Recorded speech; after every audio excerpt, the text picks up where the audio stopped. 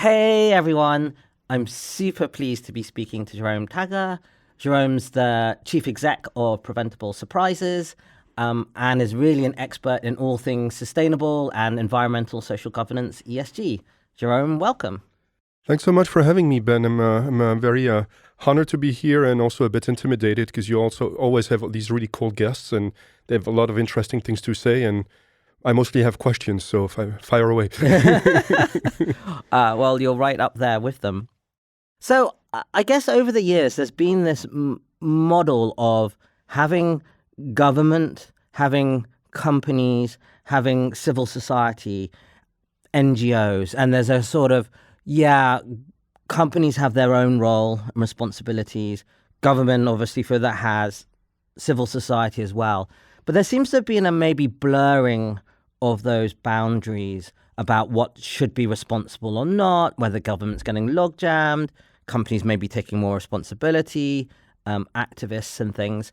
How do you feel that framework maybe holds up? And with your work on kind of civil society and companies, do you think maybe we should be reforming some of those boundaries about what we should be responsible for more in the future? Well, that's exactly what I'm trying to figure out. So as I said, I come with questions. I think the context for all this is the history of the last 30 years, and then obviously, every piece of history before. But we're in the kind of like post-liberal order. We're neoliberal, post-communist world. We're in a globalized society. We're in a digitized society, and that means a number of things. It means that governments have a much harder time doing their work. They have a harder time doing it because things are going much faster. In fact, if you look at the last 5, 6, 7 years, maybe even going back to the great financial crisis, or maybe even going back to 9/11, what governments are doing is largely being reactive. Right? There's a lot of it is being reactive, and a lot of it is also reacting to public opinion and whatever is happening in society. You could argue it's the same with companies. So that's one thing. In the context of globalization, you also increasingly have things that fall between the cracks of what would be jurisdictional boundaries. And that's typical of global issues like climate change. There's no single person or entity that can regulate climate change. It's also exemplified by all the scrutiny on supply chains. Suddenly, a societal concern like labor, labor status, labor rights, which could be negotiated between, say, a labor group and a government and corporations or business representatives and so on in one place, don't necessarily have the scope to do it anymore, right? Because, the workers are somewhere else. And sometimes a lot of people are unhappy about actually the workers being somewhere else, either because it means jobs have been displaced or because of other forms of I suppose expectations and interactions about how society works. But the bottom line is those questions about labor relations become globalized, and they also end up falling between jurisdictional cracks. And I'm using a very simplified model here, but to say, look, when we expect, I think our mental models, we expect governments to do one thing and others to do other thing, and it isn't working that way, and one of the reasons is that governments aren't really in the position to do the work that they used to do. And in fact, I believe that a lot of the populist backlash that we've experienced left and right in the Western world over the past 15 years or so, but sometimes more, has got to do with this as well. It's people trying to reclaim a sense of control, right? I would say largely it's failed, but I think that's a dynamic that's happening. Sense of loss of control, generally by the general population, and appetite for more control. So the power balances, power hierarchies, whatever you want to call it, that's all shifting.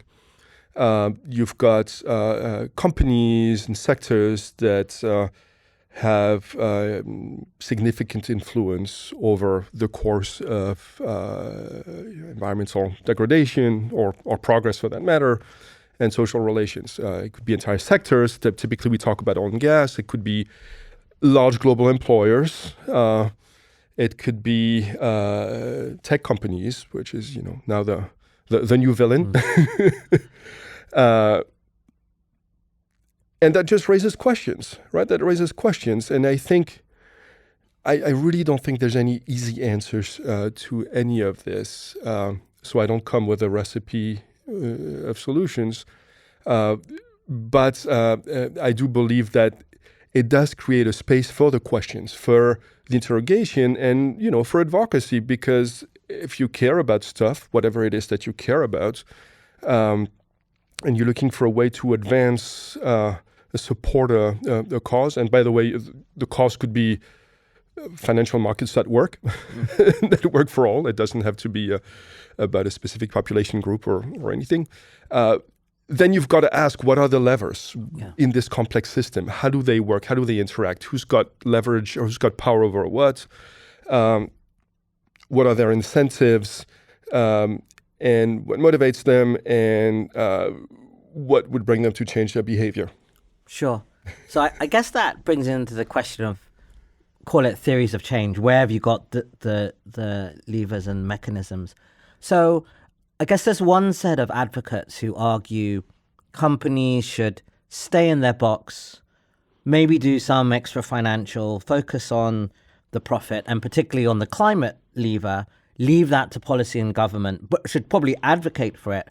But companies can't do that much. And if they do too much or too much sort of signaling, which isn't actually that effective, you slow down government.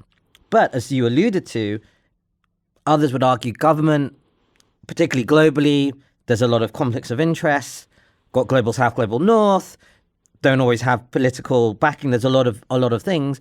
It's kind of obvious that government has not produced the kind of actions or regulations that we would want.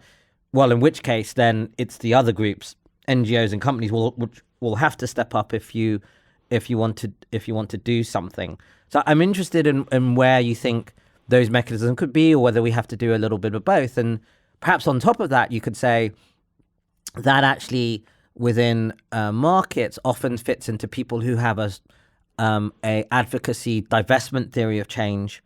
Let's put pressure on companies. Maybe that changes cost of capital, arguably, but maybe that puts social political pressure. And those who have an engagement theory of change saying, well, governments will do what they do. We can try and do something, but we haven't had a very good track record there so far. So let's get companies to tilt their business models to the extent that they can, maybe radically, maybe less radically. Let's use forceful stewardship and those. So I'd be interested, do you think those are two possible levers? We should do them both. Do you have any views on either? And on that top level of how fair or unfair is it to say what companies should do given where governments have got to?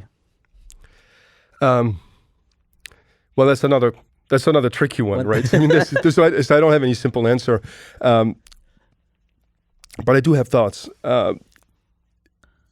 One of them is that, first of all, I don't think there's any sort of one size fits all. You talked in your question, you talked about conflicts, right? The conflicts of interest. And I think, and that's one big piece of it, but there's a gazillion conflicts of interest that we're dealing with. And I think the risk in this conversation is always that we become a bit solipsistic, and think in that, there is a government abstraction and a civil society abstraction and a business abstraction. But they're not homogeneous groups, obviously. And, there's lots of different governments and lots of different civil society groups and lots of different businesses, and they all have different interests and they have their own internal conflicts and so on. So absolutely no one size fits all. Second, I think of this field, and I'll use ESG as a shortcut. Everybody imprints their own thing on what ESG means, but I will use ESG as a shortcut. I think of ESG as a negotiation. Some people will say it's a set of issues. Some people say it's a set of processes. Some people say it's materiality, which I view as taking a side. But to me, it's a negotiation, and it's a very complex negotiation between a very, again, amorphous set of actors that fall in these categories, about an amorphous set of issues, but which is fundamentally about trying to find how these issues, these environmental and societal issues, can evolve with some agency and intention in society, as opposed to, I would say, the opposite fallback, which is let's let markets do their work and let's see what happens, and be, I would say, more prone to just watching the accidents of history. So, in many ways, by saying that, it's kind of a left-wing view of the world, even though I wouldn't call myself a left-wing person. But if you're trying to think about any of these issues proactively, then you have to think about these questions. So that's absolutely not the question you asked in the first place. I got a bit sidetracked. But I think my point is that always requires a certain level of analysis. Like, what's your context? What is the geography? What is the economy of the challenge you're trying to address? Who are the actors? How concentrated are the actors? For example, if it's an economic sector, and what happens on the business side? What happens on the policy side? And how do they interact? We've done a whole bunch of work. I'll use this as an example at Preventable Surprises on lobbying, with the idea that if you were an investor looking at these ESG questions, and you were only looking at let's say the behavior of individual companies or sectors, and you were ignoring what was happening in terms of the interaction between those businesses or those sectors and regulators, then you're just not looking at the whole picture. That, I think, is one manifestation of a bigger question, which is what happens at the micro level and what happens at the macro level. And typically at the micro level, it's companies doing stuff, investors doing deals and things. And at a macro level, we think about it as regulators and and maybe sovereign debt and that sort of things. And what we're trying to resolve is the interaction between the two. I like that analogy you got, but I haven't heard it of ESG as a negotiation. I'm interested that maybe there's some cause for the fact that ESG, environmental social governance, is almost no longer a useful term. It's a little bit like woke. It's been politicized, and actually it no longer refers to what it's meant to refer to. And to your point, actually, no one was initially quite sure what it refers to either. When one person says it, they might not mean the same thing. And reflecting on what you said, I almost think it's another word for the debates we have around progress, whether actually you're left or right? Whether you want progress to be unfettered markets and innovation and techno-optimism is going to save the world, or whether you're the other side and you want degrowth and regulation and that's going to save the world. At the two extremes, right? Most people are somewhere in the middle of the two, and you've got elements of degrowth and not wanting to do food waste, and you've obviously got elements of innovation because we're going to need a lot of that for change. So I'd be interested in whether you think, when we think about how it evolves, whether that is a useful term at all, and how do you think this negotiation is going to go? So and let me clarify on this negotiation. I think it's a very skewed and imbalanced negotiation. Again, because it's not a negotiation between equal parties, finite actors, that not everybody is negotiating in good faith. But I would call it the gray area, and then some of it gets pulled into what becomes materiality or compliance or regulation. It's just like it's the subject matter that gets negotiated on all the time. And so we get into these questions about label, as you say. Well, the ESG has become a certain generally accepted practice or set of things, and reporting standards focus on materiality, and God knows I hate all these words. So forgive me for using them, especially if this is not your area of interest or expertise. I'm talking to the listeners, but my point is, it does not take the questions away, right? You could say ESG is something else. It's been okay. It's no longer negotiated. It's been captured by a certain set of actors in this conversation. It doesn't take anything away from the questions about, well, then what's happening at the intersection of business and finance and society that has so much influence on environmental and social outcomes. It doesn't take anything away from the question of how do businesses and investors understand systemic challenges and risks such as climate change. It doesn't take anything away from the question of, do they know what influence they have on them, and do they know how to mitigate them, right? So many ways, I don't really care about what happens with the label ESG, whether it stays or goes. Maybe it will be replaced by something fancier.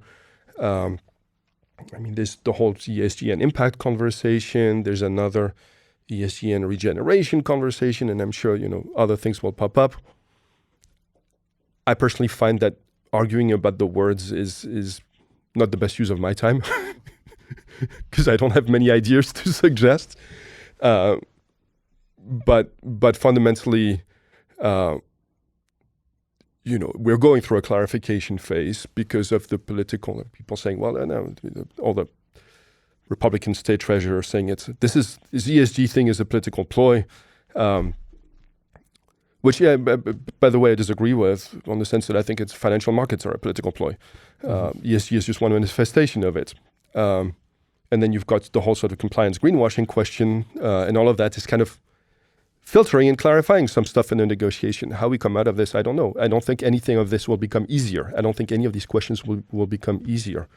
And that's because markets, finance is, if you think about it on a high level, an expression of humanity, right? Yeah. Of this as a social political question. I always say, like, the parrots don't care about financial markets per se. So ESG is a manifestation of that, or regulation, or any of these financial markets. I'm interested then, kind of within that, what do you think is perhaps most neglected in terms of this intersection, or the questions you think are most interesting and perhaps are not paid so much attention? Because climate is up there, but it's a very well contested. And within Preventable Surprises, I'm always interested, and I think some of your colleagues and yourself have talked about sort of willful blindness. I'm not sure all the time it's necessarily willful. There's sort of things around it. I'm as intrigued. I think there's been some work on antibiotic resistance. I feel that might be part neglected. People know about it, but given the impact it could be, and one can see it, so you could say, is the world being willfully blind or not? I think, interestingly, being prepared for the next pandemic, even though we're arguably still in this one, is remarkably, given that we're still in one, there's a kind of remarkable blind spot on that. And then there are some of these other things, like social issues and things. I wonder how global or geographic they are. But I'd be interested, what do you think are either most neglected, or the questions you think are quite interesting to discuss? Maybe somewhere we don't have answers, but for instance, on pandemic preparedness, very simple answers. We need a little bit more money in organizations who can do it. So it's kind of a relatively simple one. The politics aren't interesting, are pretty tough. But yeah, neglected questions or interesting ones around this? Well, I think, and this is not a cop-out, but I think to start, it's important to recognize that we don't necessarily know what the issues are. I would say reasonably that, 4 years ago, very few people in the ESG world thought about pandemics as an issue. Now, you could argue that if you're paying attention and listening to Bill Gates' podcasts and writings, which I don't, so I missed it, you would have known about it. Or if you were focused on geopolitics in Eastern and Central Europe, you would have seen the invasion of Ukraine coming, and all the consequences of all of this in terms of food crisis, in terms of energy crisis, and so on. So to me, one of the big things about this whole space and this whole interrogation is that it's not just about figuring out a list of issues, which is again why I also don't think that ESG issues entirely captures the thing, because it's not you don't go to like a MSCI or type website and get a list of issues and then go tick boxes, right? It's dealing with unknowns, uncertainties, with and some of them you can have in the risk model, and some of them you can't because they're the unknown unknowns, right? But I think that's a big part of it. Now, in terms of specifics, so climate's always been the golden child of ESG, probably because of some level of global consciousness, and it's a global challenge, and it's had a big political stage, and also it feels relatively easy to consider in terms of inputs and outputs, and the sector is concerned, right? I mean, we look at the energy sector, we look at oil and gas, fossil fuels, we think we can establish a list of companies, and we can see whether demand is and so on. And by the way, our learning, our knowledge of this evolves. It's not that simple, and and then there's methane and whatnot. So I don't want to oversimplify it, but ultimately, you can do a measure of GHG, greenhouse gas emissions, and feel like you've got some level of understanding or control over the issue. All the others are more complex. So I feel like at the opposite end, anything related to human rights is always the abandoned child in the family. Way too easy to sweep under the carpet. Extremely challenging to deal with. Often in again, going back to the supply chains and jurisdictions, or sometimes geopolitical context where you have very little leverage. One of my concerns with this is again that companies and investors tend to focus on the headlines, tend to be reactive, tend to say, "Oh, now we need to do something about DEI. Oh, DEI is super important," and then maybe nothing happens. One of those issues that we've been really interested in is the fate of migrants. And one reason that it is interesting, I mean, there's a zillion reasons why it's interesting. First and foremost, because they're human beings that we're talking about. That should be enough reason. But also because migration is a huge political contentious issue. There is growing movement of people. A lot of it is now also linked to the manifestations of climate change. I think the UN estimates that 1 billion people will be on the move by 2050. And so in some ways it's a symptom and then a manifestation of all sorts of instabilities. Climates, and then sometimes political upheavals, economic ones, and then in host countries. I mean, you can't open a newspaper without having some story about, people in the Mediterranean Sea, people crossing the Channel, people at the southern border of the U.S., people in indefinite detention somewhere offshore Australia. And I'm just talking about the Western examples here, but there's a range also in Asia and elsewhere. The treatment of migrants is increasingly privatized. It includes in Europe and the UK and in the US and elsewhere. And you've got a number of companies that are involved in this, in logistics, in advisory roles, in detention, and in technology. And there's a whole sort of gray space here about how these people, these humans, are handled. Sometimes very conflicting business models that encourage, say, organizations focused on the detention of migrants of actually trying to detain as many people as possible because that is their business incentive. and very little oversight, and a range of human rights violations. And link that to, and I think sometimes maybe that's kind of a training ground in technologies for humanity at large. So I could blabber on about this, but I think that's a big one. And generally, stability of institutions and democracy. And that's very true in the US, but I feel it's increasingly true elsewhere in countries that have had the joy of being under democratic rule for the... Yeah, I think I agree that issue of, and so particularly when you go into human rights, you're talking lots of places in Africa, you're talking lots of places in China, very complicated to deal with. And I think that's one reason investors skate over it, because they feel that they actually don't have any answer.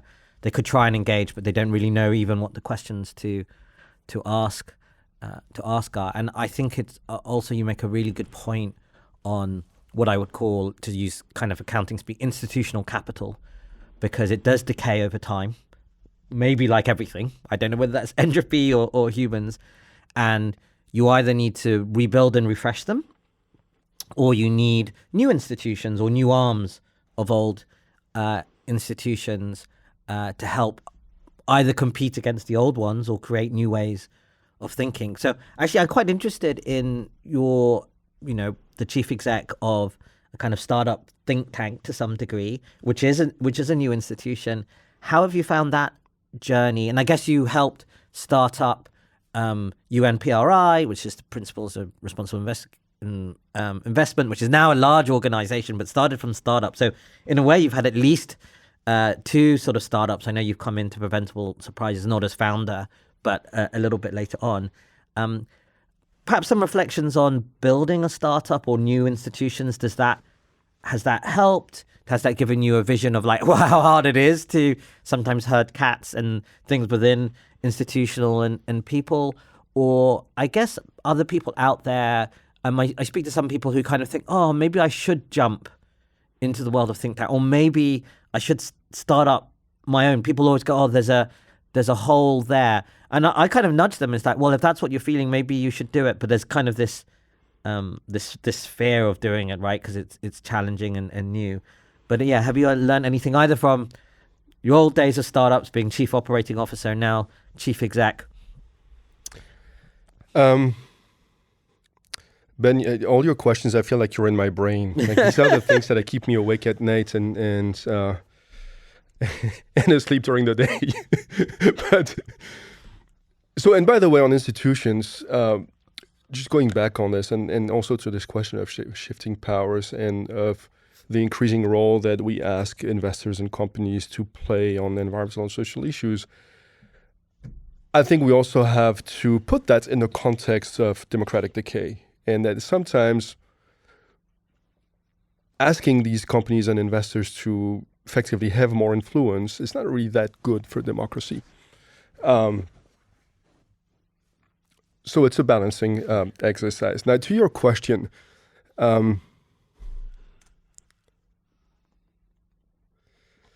about startups, about starting new institutions. So I think there are, part of this is specific to this field. Part of this is, about who we are as individuals. As a person, I also talk to people all the time who, either interested in startups or in ESG or something. I rarely fully shake up the impression that there's a feeling that the grass is greenest somewhere. And I encourage people to proceed with caution. Because at the end of the day, the grass is not that much greener. It's just a green that fits me.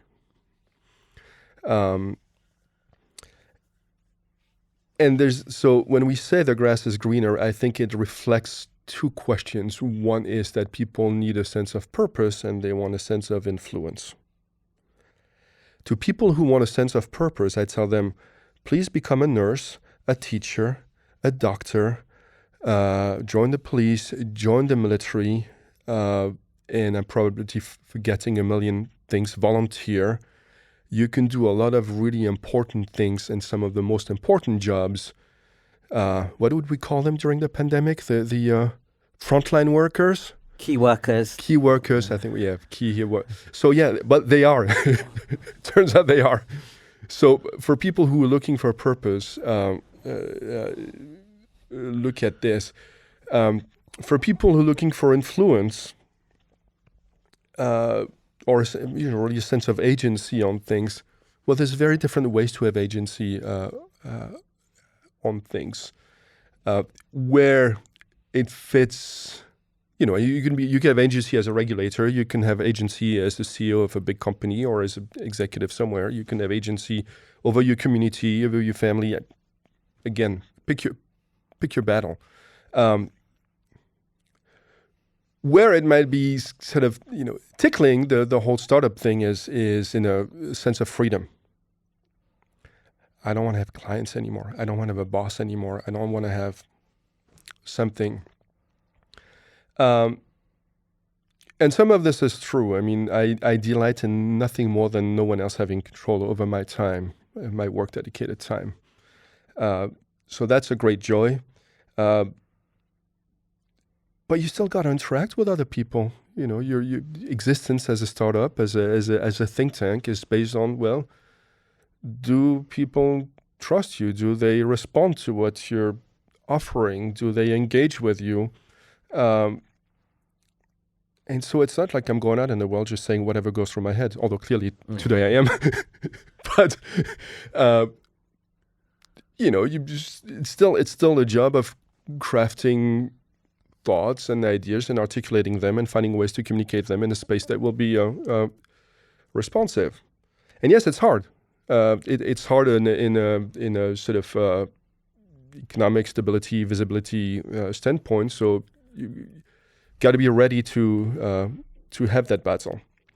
Now, on building institutions in the field of ESG in general, I mean, I started in it at a time when it was just emerging.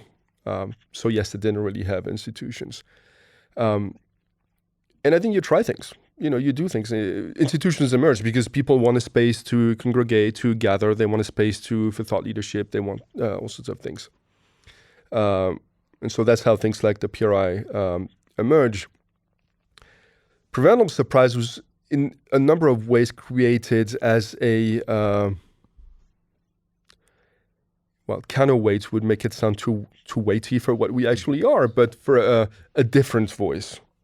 So rather than I would say the structured institutions with signatories or members who are trying to reflect the views of an aggregate number of other institutions, whether they're financial or the United Nations or otherwise, we want to be the nimble ones. We want to be the people who said, well, we're not dependent on this to express perspectives and offer ideas and things that are relevant to this field and that may speak to perhaps more ambitious participants, but eventually create a space to discuss ideas that is more open, that is more candid, that larger institutions cannot have. I don't have grand ambitions about growing Preventable Surprises. I mean, I call it a restart up. Yes, it existed before me. I have infinite gratefulness to Ratham Ethereum, who founded it, and all the people that have been part of the journey. But in many ways, it was a relaunch, and I want to stay nimble.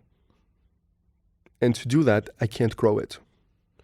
And I don't want to grow it. I mean, I'd be happy to have a few more people, obviously. But I don't want to get into a position where I'm dependent on other people's point of view and also on, you always have some relationship and funders and other things, and also on having people depend on me for their livelihoods. Sure. Is it that question of being agile, quick decisions, less bureaucracy, or is there something other special about being small and this other voice, which you think is perhaps a unique attribute which you'd want to keep, or is it these kind of structural, social, political things? Because I sense there's something maybe a little bit more. There's almost foundational. I kind of describe it as you need small boats and large boats when you're in a flotilla. And if you have just one kind, you're just not as good. Yeah. I mean, yes, I agree. And I think that's maybe in that sense, when I used the counterweight analogy, it was inaccurate because, yes, it takes a variety of actors. So, and in many ways, we can exist because these larger things exist. Right? So we are. I like to say we're relationships more than anything else, and that includes institutional relationships. I think, quite idiosyncratically, our little boat is able to exist because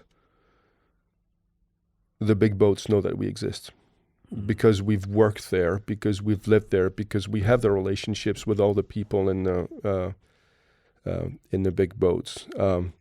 I think there's lots of people in small boats who would love to have the sort of attention that we get, and there's a real inclusiveness question about how all these institutions interact. But yes, we're part of an ecosystem for sure. That's interesting that I reflect that the importance of that essentially human connection, right? Institutions, yes, we have processes and ideas and mission statements, but they're made by people, and therefore institutional to institutional relationships are also made by people. And where people have been, or obviously the history of where that comes from. I hadn't thought about it like that, that there is, in building institutions, potentially building relationships is one of the very underrated features, because it's obvious on the one hand, but actually you have to put a lot of work into it, particularly on that. I was also thinking about your earlier comment. There's one idea about actually maybe the world or certain countries needs 10% less democracy.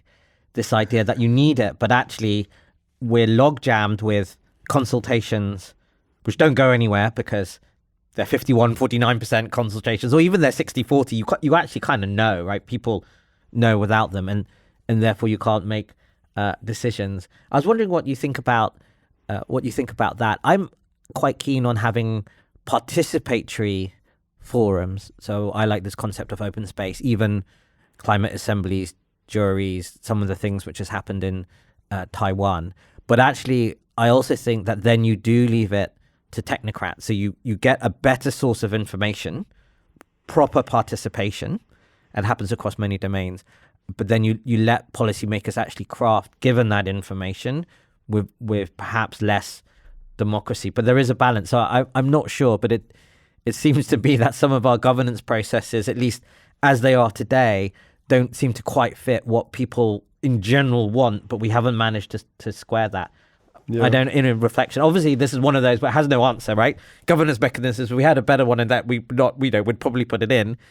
Arrow's theorem suggests there isn't any perfect way of doing it, but it seems even less perfect today than where we were. And I wonder whether actually we need some rebalance between, on the one hand, more participation, which is a form of democracy, but you don't necessarily have the binding vote, and then allowing essentially expert policymakers, which seem to have got downgraded in people's thoughts, but to my mind are actually even more important today, the genuine ones, and there's a question around that. So 10% less democracy or 10% more democracy? I mean, first of all, it really depends where. I mean, I think a conversation about democracy in the US or France or Germany or the UK or Taiwan or Japan, just different one. It's pretty idiosyncratic. You have different institutions. You have different societal expectations. You may or may not have a monarch, and you may or may not have a constitution, right? I'm also generally drawn to those participatory models. I think the risk that you described of those, I guess, technocratization of decision making exists. But at the same time, it's kind of already there, that, the techno structure, and we certainly see it in the EU, right, with the Commission and otherwise. I also worry, and this goes back to my earlier points about why we should worry about all this, that the participation can be skewed.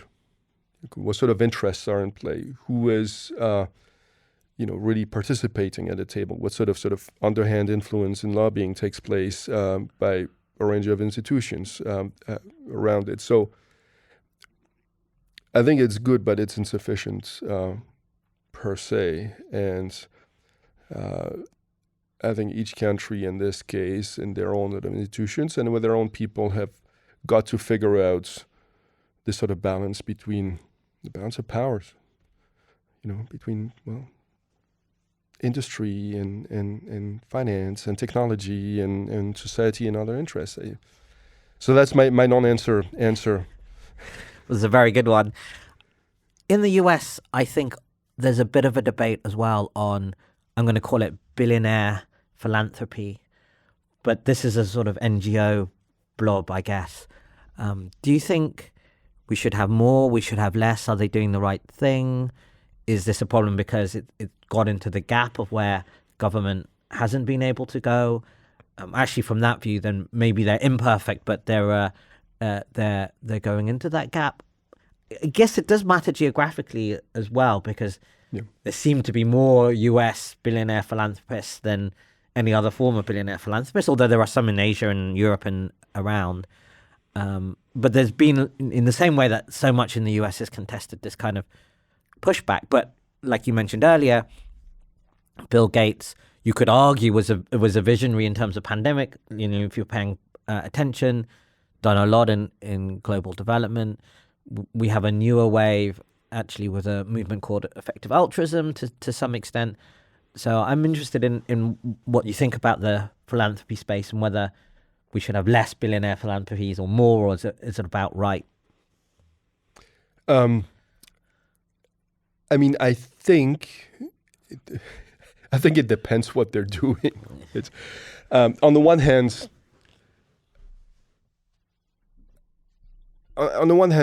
we shouldn't overstate the power of philanthropy. I think, Bill Gates.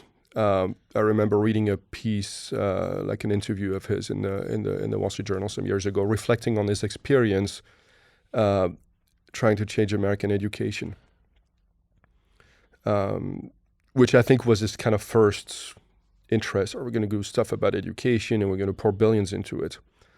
And after a few years, and I may be poorly paraphrasing and maybe mistakenly paraphrasing, so it's my impression of the conversation. And Bill, if you're listening, I apologize. I'm not getting any money from the Gates Foundation. I don't think I'm on the radar. But he said, I realized that, we're a drop in the ocean. And the amount of money that goes into philanthropy, it's in the hundreds of billions. It's nothing compared to the scale of financial markets to begin with. I think the political influence of billionaires in the U.S., of wealthy people or parts of wealth in general, particularly in the context where essentially the private finance of political campaigns has become the norm. Just the whole idea that a presidential campaign could cost like $1 billion to me is so absurd. There is something about the scale of the country and everything, but it always shocks me. That is more of a question. I think we pay way too much attention to billionaires, whether they're, Donald Trump or Elon Musk and maybe that's a sort of social media effect and the sort of intersection of narcissism and social media and desire for leadership. I don't know. I'd love to read some analysis on this, but Elon Musk is just a dude, right? Some argue he's a very privileged dude and all of this, and that's true. And he's created some interesting businesses and others, and he's probably lunatic and whatnot. Why are we paying so much attention to everything that Elon Musk tweets? In some ways, I shouldn't even be talking about him right now because I'm giving him attention. Some of it's interesting, some of it's not interesting. Why is it constant headlines, right? Why are we obsessed with this? And so one way to decrease the influence of billionaires is to pay less attention to billionaires. Now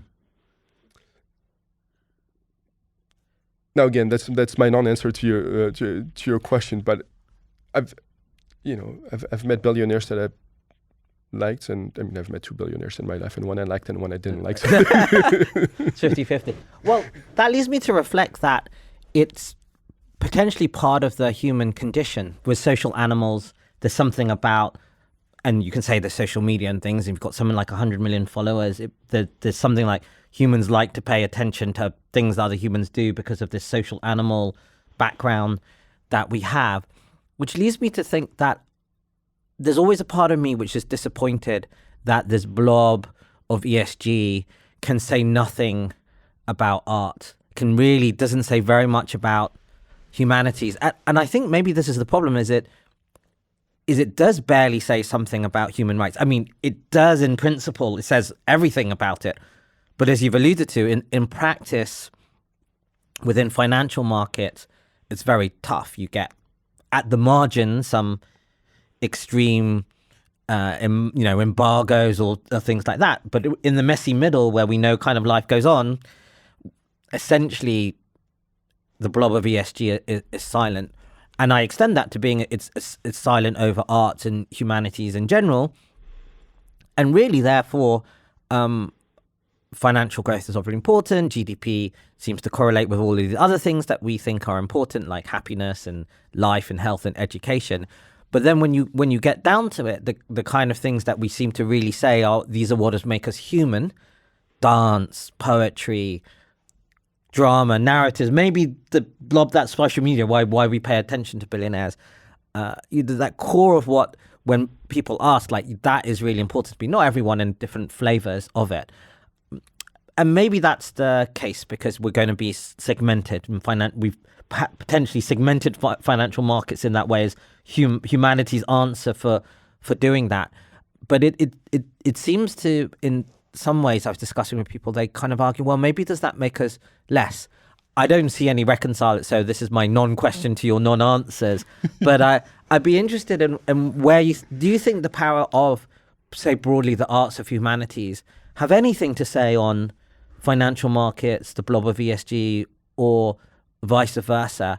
And could we do something more on a systematic level, which has more of a reflection, either or other? And it goes into, do we study enough humanities in universities? Is that the right way of studying it?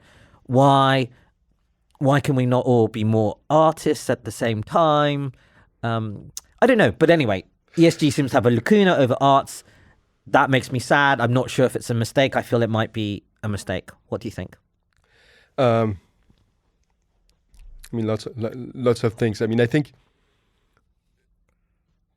to the starting point, we're talking about Elon Musk or billionaires and so on, and all of these things. So you're right. I mean, they speak so much to some mental models or expectations about how society works. And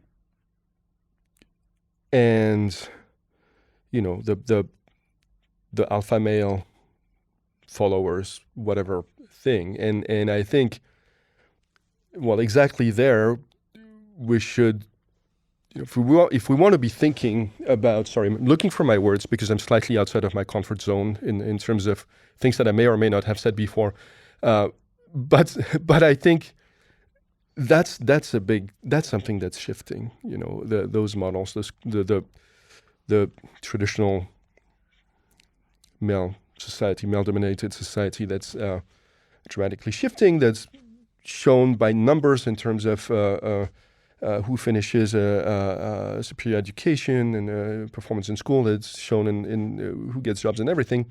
The presence of females in the women, I should say women, sounds better.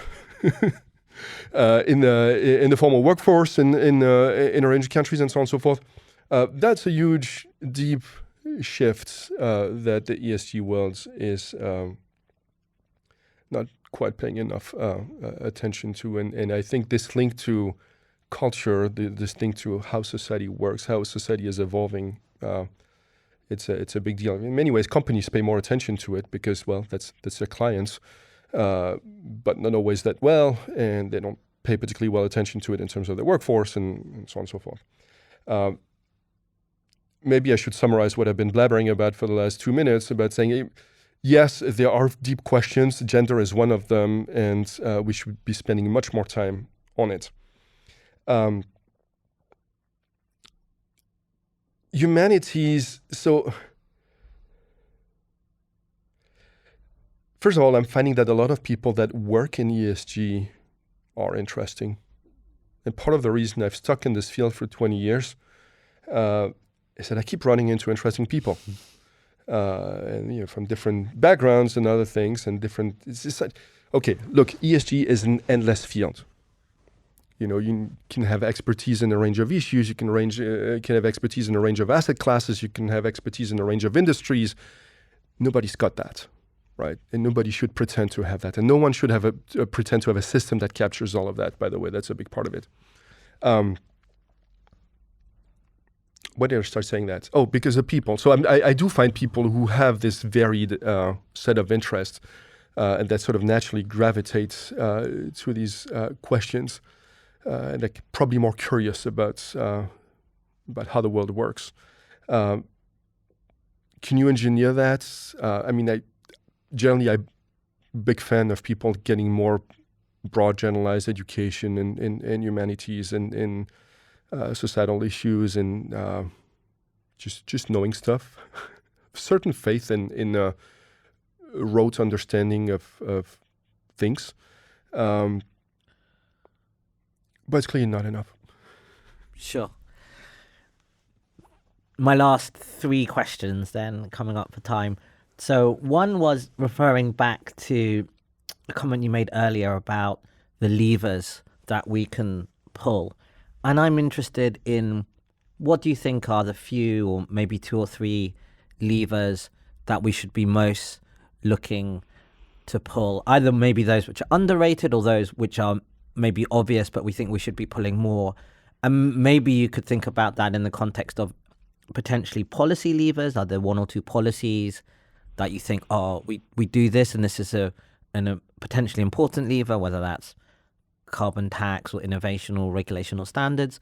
Or are there some levers within the civil society company interaction where you think, this is where we should be focused, or this is where we need more attention? If we think about the levers of the world, or the levers that you're interested in pulling yourself, what would you highlight?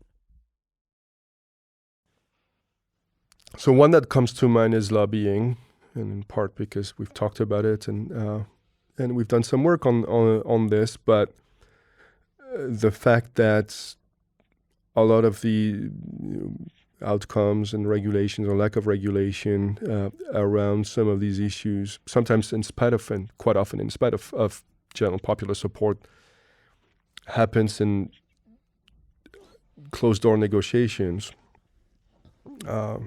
is worrying. And look, I'm not an idealistic about we're all nice and we'll all make kind decisions. And yes, the sausage is dirty, and you don't want to look at how the sausage is made, except at the moment the sausage is very dirty, right? So it could use a bit of cleaning. That's one answer.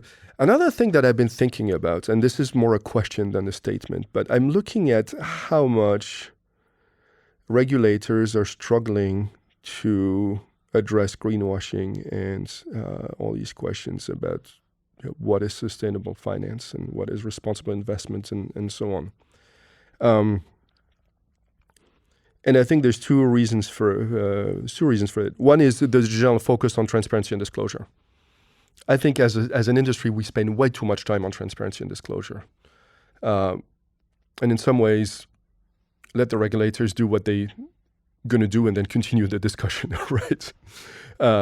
That's a whole other conversation. But the other thing, it seems to me, is that it's kind of odd that we're putting so much focus on trying to regulate sustainable finance and so little focus on regulating unsustainable finance, because it seems to me that we have a much better understanding about what is unsustainable in terms of market practice or mechanisms or emergent phenomena than we do about what is sustainable. That's a very good observation. I haven't heard it expressed that way. And my immediate reflection is that you're correct, that actually we could do with better standard financial regulation and let the markets try and figure out what is sustainable or not. Let sophisticated practitioners still work it out, which we're still working it out. Whereas we have an idea of what causes bank runs. We have an idea of what isn't very good finance. In some ways, some parts of what I like to call high finance could do with stricter regulation or certainly more oversight. And what I call the frontier parts where we don't have a consensus on it still, like what is ESG, what is sustainable? No consensus on some of the pods. Some there are, but some are not. And so if the experts don't really understand it, I'm not sure how the regulators would understand it, which actually means that I'm going to ask one extra question. This is maybe a bit more technical then, but do you have a view on EU taxonomy or SFDR, which is the sustainable finance regulations coming through? Because there is a strand of thought which is that they're not really doing that much, and this maybe alludes to your fact that transparency gets you so far, but extra transparency is not adding any more, and you get the sense that people are flailing around to try and do something. Maybe this is back to the 10% less democracy thing, but it's not really doing anything. Like on the practitioner level, there's just a burdensome of regulation, which if it was good regulation, say on the ozone layer, you'd want it. But when you look back and go, well, what is this really doing? Do we really understand it? You kind of go, well, it's not adding anything. I don't know if you have a particular view on particularly taxonomy or that or any of the other regulations coming in. So I haven't talked to a single person, whether on the finance side, on the NGO side, civil society or otherwise, that is happy with this regulation. They managed to upset everyone. No, it is interesting. It's capturing attention. I've had conversations about some elements that may be interesting in terms of, over time getting financial institutions to publish things around their externalities, negative externalities, and so on. So, yes, maybe that's interesting, especially because it's kind of counterweight to everything else that is focused on materiality. And again, I apologize for using all these annoying words. Other than this, my sense is that the taxonomy is a cultural misunderstanding in a number of ways. It's part of it is bureaucrats and equity markets. Part of it is European thinking and Anglo-Saxon models. But part of it is also fundamentally trying to codify, going back to some of the things we said at the beginning, trying to codify things that are changing a lot. Right? So part of, with the taxonomy, they said, yeah, we'll revise it and so on. But it just seems like a absurd exercise, and one that is by definition will be too slow, so in a way that's the issue with all regulation, that even the very best is only up to date in that moment in time, and then it ossifies. Some parts of the world, ossification doesn't matter so much because it's slow, and that part of the world is not changing so much, so maybe regulation, if it can do that. In a part of the world or the system which is changing very fast, or there isn't actually any consensus to begin with, then when you ossify or you put in rules which may not reflect what people think and then is useless a year later, I can see that definitely as criticisms. So last question, two-part question, we'll do that, is what are current projects that you're working on or thinks and thoughts for the long term? And second part is, do you have any advice for listeners out there, perhaps young people who want to make an impact or people in the field about what they should look at, or potentially any life advice you want to share about arts or your career or your journey so far? So current projects and any life advice. I'm going to try not to be trite about the life advice. Current projects, we're working currently on reproductive health. It's a topic that is, affects us all. has been particularly in the political spotlight in the U.S. post the Supreme Court decision to pull back on federal reproductive rights. People tend to think of this as something that happens in the U.S., but stuff that happens in the U.S. is a way of crossing the ponds more often than we'd like. And sure, there's very different views around this globally. So I'm not taking a political stance on it as much as saying, here's a fundamental health issue and a health question that is not on the ESG radar because it's awkward. Ooh, it's women. Ooh, it's like political, all of that stuff. So that's one. The other project that we're working on at the moment, and so we're doing this with support of a foundation name called Down Global, Direct Action for Women Now. And then we're working with the support of another foundation called the CO2 Foundation on a really interesting project about bringing together, well, in a nutshell, climate activists and social scientists on the finance side, but to try to figure out, why is climate action so slow? Why is climate finance moving so slow? And is there anything about human dynamics, behavior, and the soul that we can look into that would make us better at our jobs? So that's a project we also have going on. Okay, so the trite life advice is that